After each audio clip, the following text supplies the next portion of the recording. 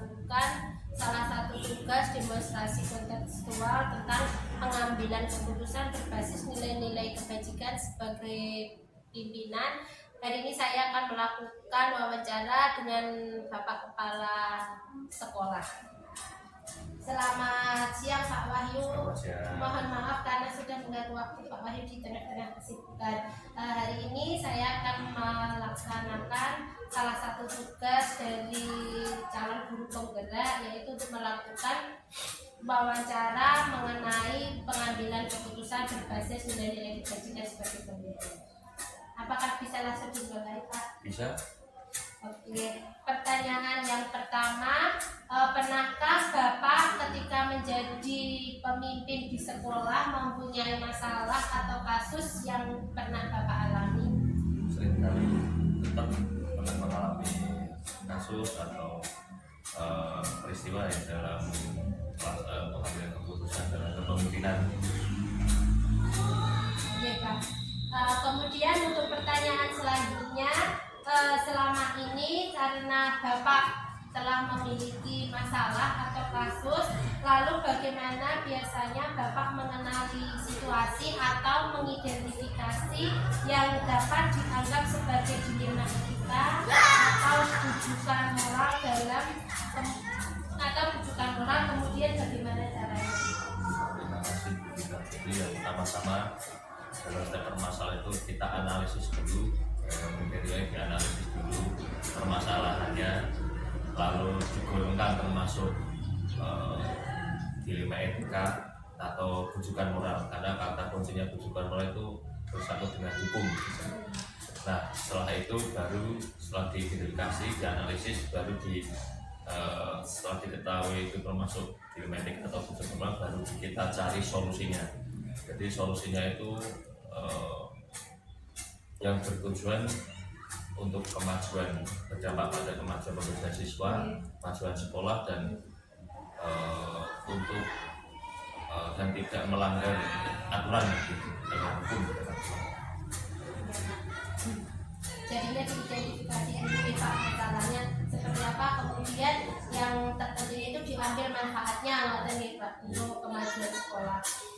Kemudian pertanyaan yang ketiga, bagaimana biasanya Bapak mengambil keputusan ketika dihadapkan pada kasus di mana ada dua kepentingan itu yang sama-sama benar atau sama-sama mengandung nilai kebajikan? Dalam sebuah kasus atau peristiwa problem itu di mana dihadapkan pada ada dua kasus yang sama-sama benar gitu, jadi baik dengan atau dalam arti itu adalah dilema etika sama-sama, sehingga dalam pengambilan keputusan tetap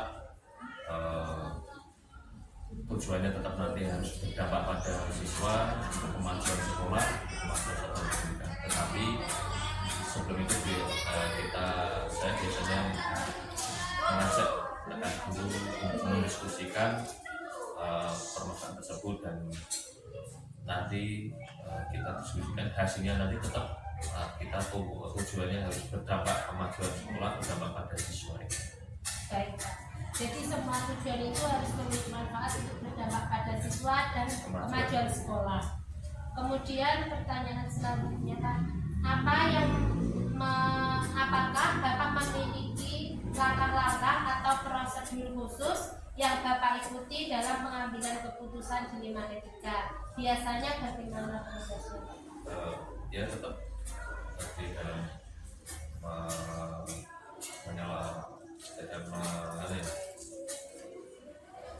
mengatasi permasalahan yang dilema etika gitu. Jadi mencari solusinya tetap sama, seperti prosedurnya kita analisis dulu peristiwanya, karena ini sama-sama benar tetapi tetap harus ada solusinya. Selanjutnya yang juga dianalisis solusinya apa. Nah, dalam mencari solusi ini kita berkolaborasi dengan rekan-rekan sejawat, rekan guru, karena itu lingkupnya di lingkup sekolah. Selanjutnya sebelum diputuskan dampaknya itu apa dalam keputusan tersebut, tetap acuannya tetap sama seperti tadi, bahwa dampak dari keputusan itu harus tetap berdampak kepada kemajuan siswa dan kemajuan untuk satuan pendidikan. Baik Pak. Kemudian untuk pertanyaan yang kelima, apa yang menurut Bapak efektif dalam pengambilan keputusan dalam kasus dilema etika di sekolah? Apakah ada pendekatan tertentu yang Bapak temukan berhasil? Ada, jadi dalam katanya untuk dilema etika sama-sama benar nih. Yang pertama tetap kita karena ini sama-sama benar, kita harus pendekatan secara personal apa kasus per kasusnya. Lalu kalau itu melibatkan guru, kita panggil, melibatkan orang tua yang kita ajak berembuk bersama, cari solusinya bagaimana, dan kita diskusikan dengan rekan-rekan guru satu sekolah bahwa permasalahan tersebut itu ada sebenarnya dan sama solusi tersebut itu dampaknya tetap harus untuk kemajuan pembelajaran siswa dan kemajuan untuk satuan pendidikan. Jadi itu pendekatan yang Bapak lakukan itu sudah berhasil ya Pak. Kemudian untuk pertanyaan yang keenam, apa yang menjadi tantangan utama Bapak dalam mengambil keputusan ketika dihadapkan pada dilema etika? Bagaimana Bapak mengatasi tantangan? Ya, tetap. Jadi ada tantangannya dan tetap selain tantangan juga ada peluangnya nih sebenarnya sama. Jadi tantangannya karena ini dilemanya sama benar, nah kita tinjau mana yang dampaknya itu tidak merugikan siswa dan merugikan satuan pendidikan. Jadi dianalisis dengan mengajak diskusi rekan-rekan guru, dampaknya mana yang dampaknya sangat resikonya itu kecil untuk kemudian sekolah. Jadi dampaknya itu untuk pengurusan tantangan itu harus berpegangan pada kemajuan siswa, pembelajaran dan kemajuan satuan pendidikan itu dalam mengatasi tantangan. Baik Pak, jadi semua itu dalam menyelesaikan masalah pasti ada tantangan ya Pak. Tapi di lain tantangan juga terdapat cara-cara nih, terdapat kebaikan ya. Kemudian untuk pertanyaan ketujuh, apakah Bapak memiliki jadwal atau tata cara tertentu dalam menyelesaikan kasus dilema etika? Apakah Bapak cenderung menyelesaikannya segera atau ada prosedur tertentu? Ya, setelah saya laksanakan di rumah dalam kegiatan siswa sebagai kepala sekolah itu yang pertama sudah saya ada prosedur langkah-langkahnya. Yang pertama itu ada namanya briefing pagi setiap hari Senin yang berkaitan dengan nanti permasalahan baik itu ketika dilema etika. Jadi ada briefing pagi, lalu seminggu sekali adanya supervisi guru dilaksanakan pada setiap hari Sabtu. Sehingga di situ adalah kegiatan umpan balik refleksi dari guru, permasalahan-permasalahan apa yang dialami dalam setiap pembelajaran dan di sekolah, nanti dianalisis mana tuh yang dilema etika dan solusinya bagaimana. Itulah forumnya di forum supervisi dari awal Senin itu ada briefing kegiatan apa yang dilaksanakan setiap minggu ini, lalu ditutup supervisi guru setiap hari Sabtu untuk menganalisis permasalahan dan solusinya.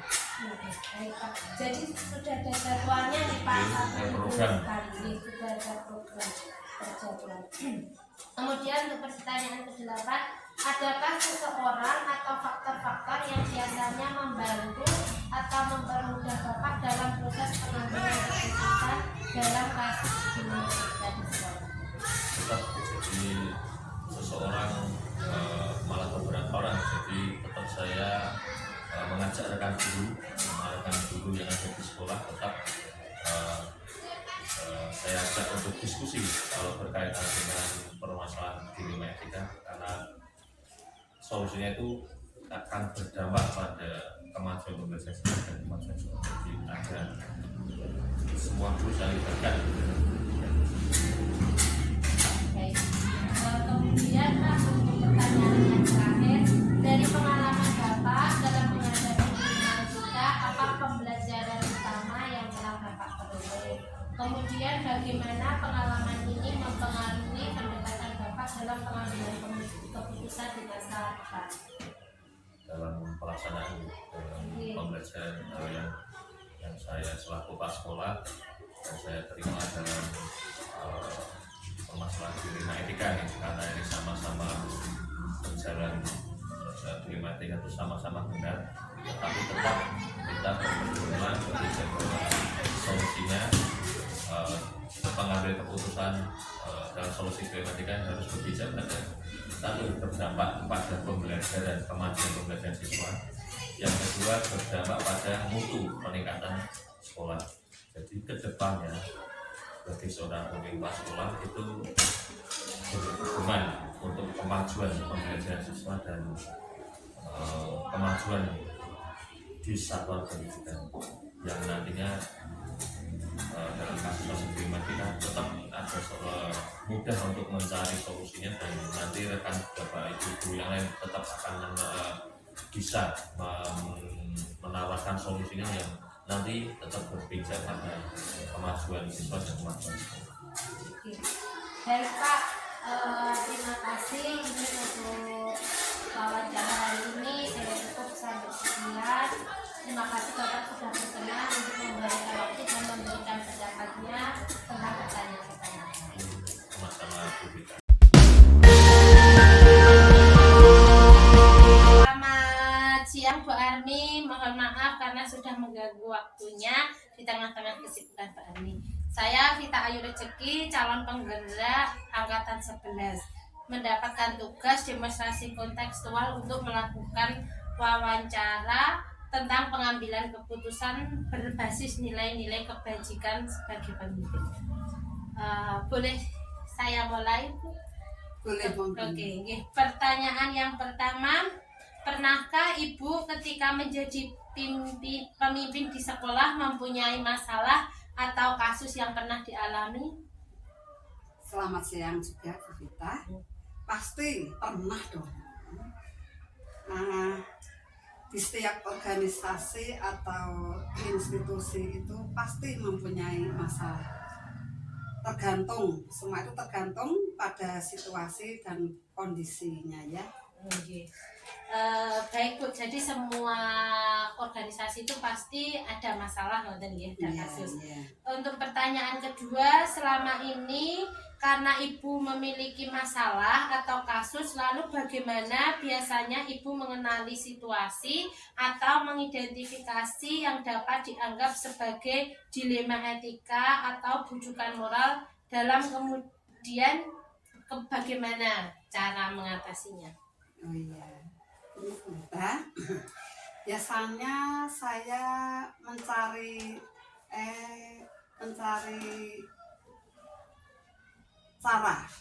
caranya yaitu dengan cara memperhatikan pertentangan nilai, kemudian melakukan diskusi dengan guru-guru, mengidentifikasi dampak bagi murid dan sekolah, kemudian manfaat untuk jangka panjang dan jangka pendek. Saya juga berfokus pada aspek-aspek untuk memastikan bahwa keputusan yang diambil itu yang selalu mendukung budaya sekolah yang positif dan lingkungan yang kondusif. Kemudian di sini apabila ada kasus tersebut melanggar hukum, dilihat dari sudut pandang benar dan salah, maka dikatakan itu bujukan moral. Sedangkan jika dari sudut pandang benar lawan benar ya, yang dimaksud itu merupakan dilema etika gitu ya. Baik. Jadi dalam mengatasi masalah di sekolah itu dengan diskusi Bu, diskusi bersama guru-guru untuk memutuskan bagaimana untuk mengidentifikasi kasusnya seperti itu. Oke, baik. Untuk pertanyaan nomor 3, bagaimana biasanya Ibu mengambil keputusan ketika dihadapkan pada kasus di mana ada dua kepentingan yang sama-sama benar atau sama-sama mengandung nilai kebajikan? Sama-sama berat ya. Sama-sama benar. Iya. Mungkin ya selama ini saya sudah melakukan identifikasi pada kasus-kasus terlebih dahulu. Kemudian melakukan diskusi dengan guru-guru.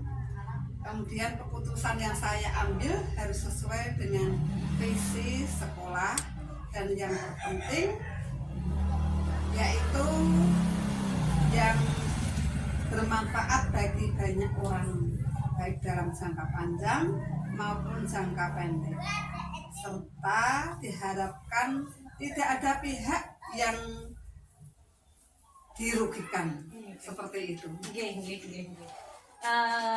Kemudian untuk pertanyaan selanjutnya, Bu Admi nomor 4, apakah Ibu memiliki langkah-langkah atau prosedur khusus yang Ibu ikuti dalam mengambil keputusan dilema etika?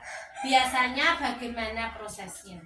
Biasanya di sini kami mengambil langkah-langkah seperti menentukan penyebab permasalahan atau mengidentifikasi permasalahan tersebut. Kemudian siapa yang terlibat untuk mengambil keputusan, misalnya dengan cara bertanya dengan orang terdekat untuk mencari informasi, kemudian berdiskusi dengan semua warga sekolah dan menganalisis semua opsi yang ada dan mempertimbangkan solusinya. Keputusan diambil berdasarkan diskusi dan dengan berfokus pada nilai-nilai kebijakan di sekolah kami. Jadi dalam mengambil sebuah keputusan itu memiliki langkah-langkah, yaitu melibatkan semua warga sekolah, mengidentifikasi masalahnya. Baik itu hubungannya dengan anak, dengan teman sejawat, dengan anak, dengan orang tua wali murid. Pertanyaan selanjutnya nomor 5, apa yang menurut Ibu efektif dalam pengambilan keputusan dalam kasus dilema etika di sekolah? Kemudian apakah ada pendekatan tertentu yang Ibu temukan itu berhasil? Iya, sini ya Bu Sita ya. Efektivitas dalam pengambilan keputusan dilema etika biasanya tergantung pada fakta yang ada dan keterlibatan semua warga sekolah. Saya menemukan bahwa melibatkan semua warga sekolah dalam pengambilan keputusan adalah kunci keberhasilan.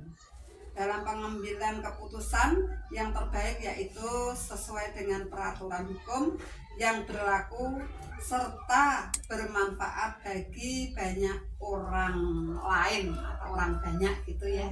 Jadi di sini lebih mengutamakan atau berkolaborasi dengan semua warga sekolah untuk memutuskan sebuah permasalahan. Baik, kemudian untuk pertanyaan ke-6, apa yang menjadi tantangan utama Ibu dalam mengambil keputusan ketika dihadapkan pada dilema etika?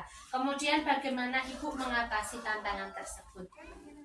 Tantangannya ya, dan cara mengatasinya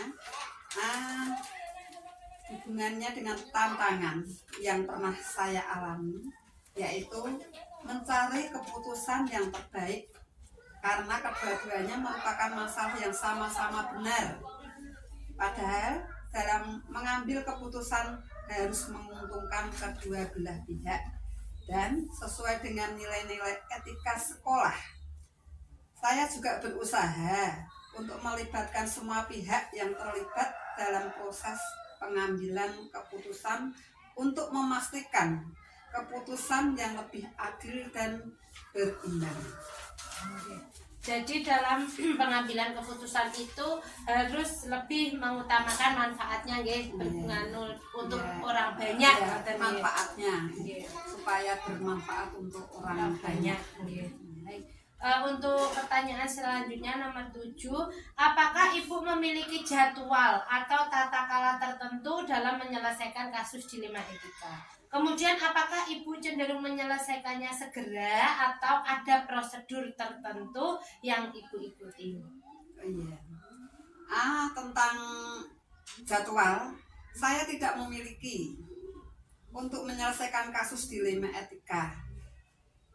Hanya lebih fokus pada proses pengambilan keputusan yang cermat dan memastikan bahwa semua pihak yang terlibat memiliki kesempatan untuk berpartisipasi dalam proses tersebut. Saya sangat cenderung menyelesaikan kasus tersebut dengan proses yang telah ditetapkan dalam waktu yang wajar, tetapi tidak terburu-buru dalam mengambil keputusan. Karena kalau terburu-buru mungkin nanti hasilnya tidak akan menghasilkan yang terbaik. Seperti itu. Jadi dalam jadwal ini tidak memiliki jadwal tertentu, Iya. Oke, baik. Untuk pertanyaan nomor 8, adakah seseorang atau faktor-faktor yang biasanya membantu atau mempermudah ibu dalam proses pengambilan keputusan dalam kasus dilema etika di sekolah? Oh iya. Ini ya. Oke. Saya dalam proses pengambilan keputusan dilema etika biasanya melibatkan semua warga sekolah yang memiliki pengalaman dalam masalah etika. Saya percaya bahwa diskusi dan berbagi pandangan dengan orang lain dapat membantu saya memahami situasi dengan lebih baik dan mencari solusi yang lebih baik. Jadi di sini saling berbagi, ngoten ya Bu, berdiskusi, kemudian tentang pengalaman-pengalaman dalam masalah dilema etika. Seperti itu. Baik. Untuk pertanyaan yang terakhir ini Bu, nomor 9, dari pengalaman Ibu dalam menghadapi dilema etika, apa pembelajaran utama yang telah Ibu peroleh? Kemudian bagaimana pengalaman ini mempengaruhi pendekatan Ibu dalam mengambil keputusan di masa depan? Tentang pengalaman saya dalam menghadapi dilema etika telah mengajarkan pentingnya mempertimbangkan nilai-nilai kebajikan dan dampaknya pada murid. Pembelajaran utama yang saya peroleh adalah bahwa dalam mengambil keputusan harus selalu berfokus pada kepentingan murid dan menciptakan lingkungan sekolah yang nyaman dan positif. Pengalaman ini telah mempengaruhi pendekatannya dalam mengambil keputusan di masa depan, di mana nilai-nilai kebajikan akan menjadi panduan utama. Oke, jadi dalam pengambilan keputusan di sini mengutamakan nilai-nilai kebajikan ya. Iya. Baik Bu, saya kira cukup sekian pertanyaan-pertanyaan dari saya atau wawancara saya. Saya mohon maaf apabila telah mengganggu waktu Ibu di tengah kesibukan Ibu. Sekian yang bisa saya sampaikan. Terima kasih Bu Hani. Saya juga mohon maaf apabila kami di dalam memberikan jawaban jika ada